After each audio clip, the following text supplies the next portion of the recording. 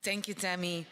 Hello, everyone. I don't need to introduce myself, I think, but I would like to address myself here as a co-chair of the EU ALS Coalition.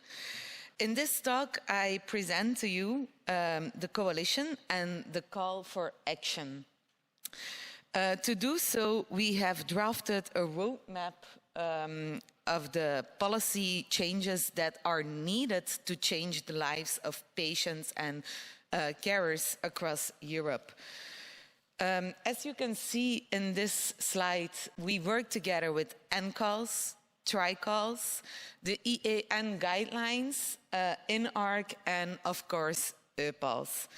We bridge communication across all stakeholders and have multidisciplinary focus and develop policy shaping activities. The EU ALS Coalition is a multi-stakeholder partnership that translates the needs of PALS into policy action via a unified voice. We bring together a wide range of experts, including people with ALS, patient advocacy groups, healthcare professionals, industry, policymakers, payers, and HTA experts. As already shown in the previous slides, we also integrate existing European ALS organizations. And what is important to know is that we also work together with members of the European Parliament, so-called MEPs, and members of the national parliaments called MPs. In this slide, you can see the geographical coverage of the EU ALS Coalition. Shown in the white circles, 26 members from 15 European countries. In addition, we also have in the red circles, orange, as you can see here, 7 national allies across 6 countries. I'd like to share with you the overview of the EU ALS coalition members. Shown are the individual names of the experts, their affiliations, and their countries. So this is the first list. And this is the second list.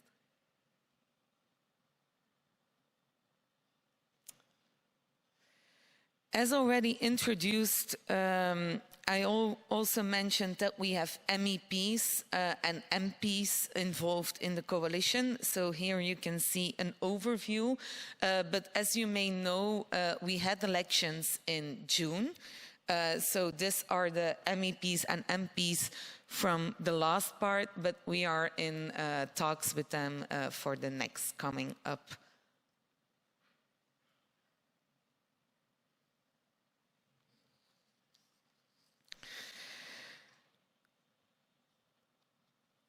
Okay, so some words about governance of the EU ALS Coalition. How are we structured and how do we function?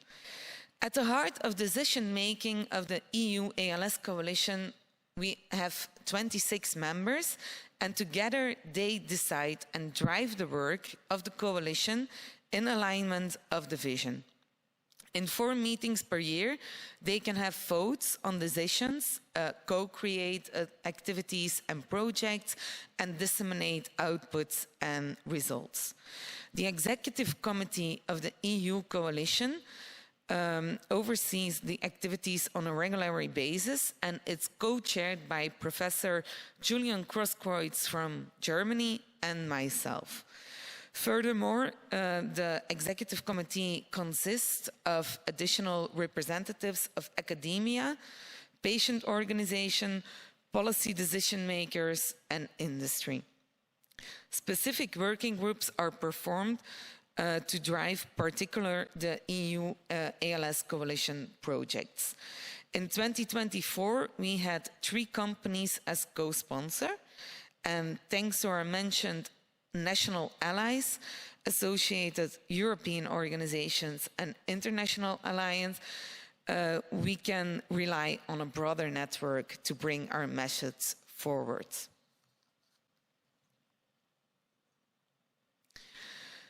What is the vision and the mission of the EU ALS Coalition? The vision of the EU ALS Coalition is clear. We want to improve the lives of people with ALS as well as their carers across Europe. And it is our mission to help shape the policy environment to achieve the core vision via one strong voice representing an individual experts and organizations with different interests. We do all about PALS for PALS in collective efforts via expertise contributed via individual experts and organization representatives in therapy agnostic way. We bridge communication across all stakeholders in an active and transparent way to have our voice heard at policy and decision makers. We are convinced that the achievements of the EU ALS Coalition can serve as an example for other devastating and complex neurodegenerative diseases. Indeed, solving the challenges in ALS will strengthen health systems as a whole.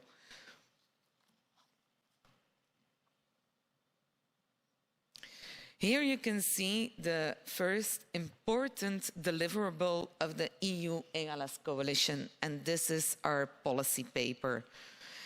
We presented it on September the 7th in 2023 in the European Parliament with the informal MEP group involved in the meeting. And it's translated in English, German, Greek, Italian, Portuguese, and Spanish. And you can find it on the website alscoalition.eu. So thank you in advance to maybe go read it. Let's now focus in more detail on the 10 recommendations included in the policy paper. They are structured in 3 domains. Patients deserve optimized diagnosis. Shortened time to diagnosis is needed, reduction of misdiagnosis is needed, and it should be expert-led and continuous. Patients deserve matched care. Proactively matching of the needs of care is needed. Plugging the gaps in care is needed, and strengthening social care is needed. And then the third one in this one is patients deserve better prognosis. Approval and access to new drugs needs to prioritize. Research and development barriers must be minimized, and further innovation must be ignited. Help raising awareness for EU for Health proposals and the need for the EU solution to improve ALS diagnosis, care and treatment. Engage with policymakers to raise awareness on the urgent needs of PALS and CALS, and request the ALS receives the attention it deserves. Sponsor or donate to the EU coalition to secure our policy activities in 2025 and beyond is also necessary.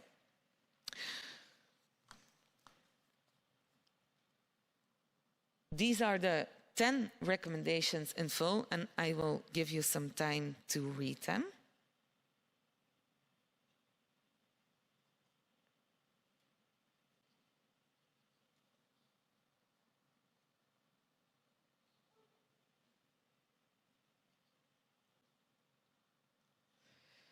What are other activities already done besides the publication of the policy paper? So, following the launch of the policy paper in the European Parliament in September 2023, the informal MEP and MP working group on ALS was created.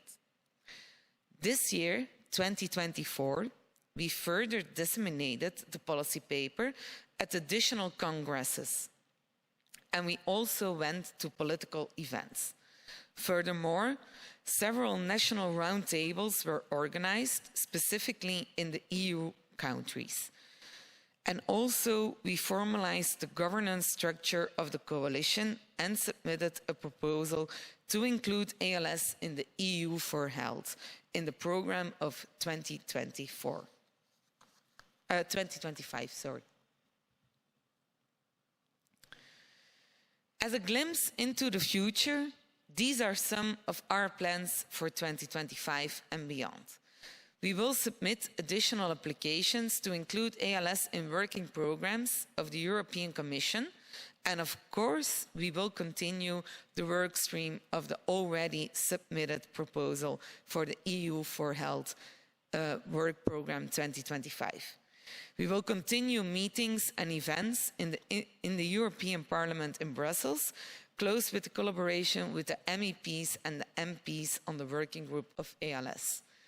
We will also develop an EU policy indicator as a tool to assess the implementation and impact of our policy recommendations. Besides, we will develop also communication tools to raise awareness for PALS and CALS needs. We also organize additional ALS roundtables in specific EU countries. And we will further develop and expand the EU ALS Coalition website and include a hub for all information on ALS.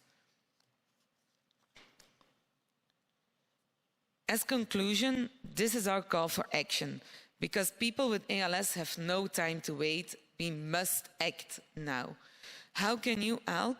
Engage with the EU ALS Coalition, raise awareness on the needs of PALS and CALS, and help us with the networking to obtain our policy solutions. I want to thank you for your attention, and I'm looking forward to questions. If you want to reach me, you can reach out via evy@els.eu or contact@alscoalition.eu. Thank you very much.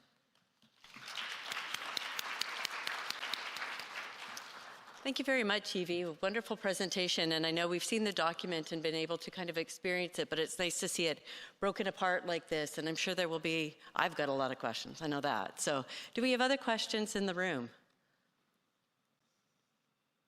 Yes, Gavin. Just wondering, with your engagement with the EU Parliament, what was the ideal outcome? What would you like them to do if you could get everything you wanted out of them?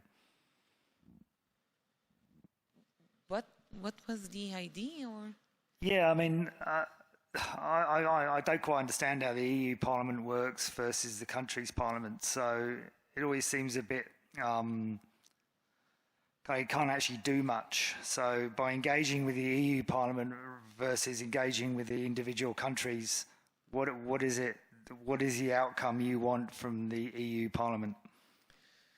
Well, actually, the EU ALS Coalition is something very special because we have PALS, and I know the question raised a lot, but the coalition is actually a network of not only patient organizations or individual patients working together, but everybody across the community, like HTA workers, policymakers, regulatory, and we want to reach out because at this point we see in Europe, this is a really big impact to go to the European Parliament because they will better listen if you have everybody involved in the organization, like we have regulatory HTAs, and they are all involved in it. And that's the reason why we have an informal group of MEPs who are really supporting us and making sure that ALS is one of the priorities in the European Parliament.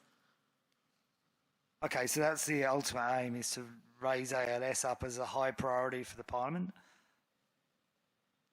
Thank you. Sorry, could you repeat your question, Catherine? No, it was just confirmation what Evy said, that it's just to raise ALS as a priority within the EU Parliament. That's our goal, to make sure that ALS is on the top priority of the European Parliament. Thank you. I know at times we've taken position papers, and sometimes it can be difficult to move them into advocacy initiatives because they end up being quite broad. And so how do you identify and prioritize within your position paper so you can get defined action and outcome? Well, that's actually one of the good things of the policy paper we made. We have a whole policy paper, but we laid out 10 recommendations. And those 10 recommendations in 3 different kind of levels, care, diagnose, and treatment, needs to be prioritized by the European Parliament. So that's how we want to move it. Okay, thank you. And were there things in, oh, sorry, please go ahead.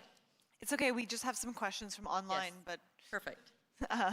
so these are both Sue, and she is asking, I'll start with the first and then I'll go to the second. How much involvement is there of people with lived experience in your work?